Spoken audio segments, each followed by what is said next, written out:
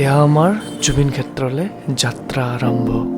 আৰু এনেদৰে আমি দুয়োৱে ফাইনেলি আহি পালোহি অনাপুৰৰ হাতীমৰা কমাৰকুছিলৈ, অৰ্থাৎ জুবিন ক্ষেত্ৰলৈ। আৰু এয়া জুবিন ক্ষেত্ৰৰ প্ৰৱেশ দুৱাৰ।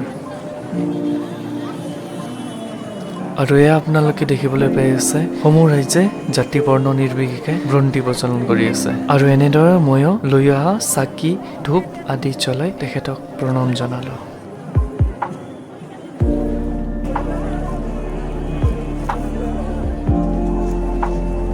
বলকচোন এতিয়া আমি সকলোৱে এবাৰ চাই লওঁ জুবিন ক্ষেত্ৰখন।